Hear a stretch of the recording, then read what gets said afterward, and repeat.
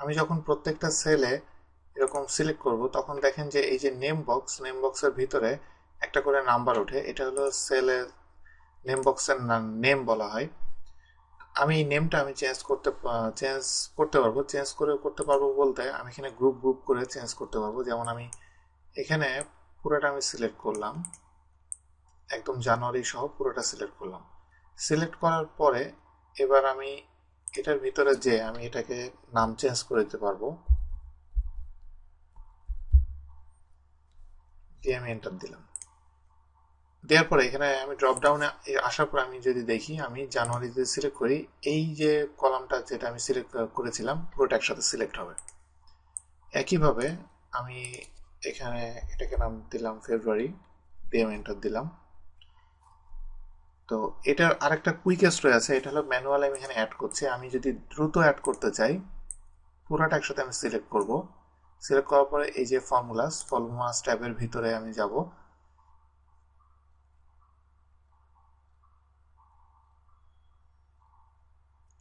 যাওয়ার পরে এখানে ডান দিকে দেখেন যে এখানে create from selection, create from সিলেকশনে আমি সিলেক্ট করলে এখানে সে টপ রোটা সিলেক্ট করতে যাচ্ছে। আমি যেহেতু আমি এইভাবে আমি সিলেক্ট করব কলাম ভাবে, তো সেহেতু টপ রোটা ঠিকই আছে, আমি এটা ওকে দিলাম।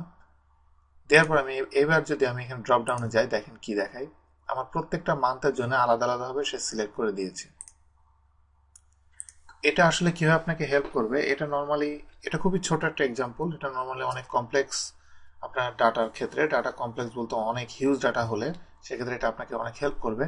তো এটা আপনাকে হেল্প করবে হবে, আমি ইকুয়াল দিয়ে আমি যদি সাম দিই, দিয়ে আমি যদি জাস্ট যে এ লিখি, তাহলে দেখেন যে আমি যে নেম বক্স যেটা দিয়েছিলাম সেটা অলরেডি এখানে শো করছে। আমি জাস্ট ট্যাব দিলে জানুয়ারি পুরোটা লেখা হয়ে যাবে এবং উপরে দেখেন যে উপরে পুরোটা সিলেক্ট হয়ে গেছে। এই অবস্থায় আমি এটাকে এন্টার দিলে সে এটা টোটালটা সাম এখানে বের করে দিল। এরপরে আরেকটা ওয়ে আছে, আমি এখানে ইকুয়াল দিয়ে আমি যদি সাম দিই, দিয়ে ট্যাবের ভিতরে ঢোকার পরে আমি যদি F3 প্রেস করি, F3 প্রেস করার পরে এখানে যেসব নেম বক্সগুলো তৈরি করা হয়েছে সবগুলো এখানে শো করবে। আমি এর ভিতর থেকে আমি যেটা নিব, যেমন এখানে ফেব্রুয়ারিটা যেহেতু আমি করতে যাচ্ছি, আমি ফেব্রুয়ারিটা সিলেক্ট করে আমি ওকে দিলে এবং এন্টার দিলে এটা সাম হয়ে যাবে।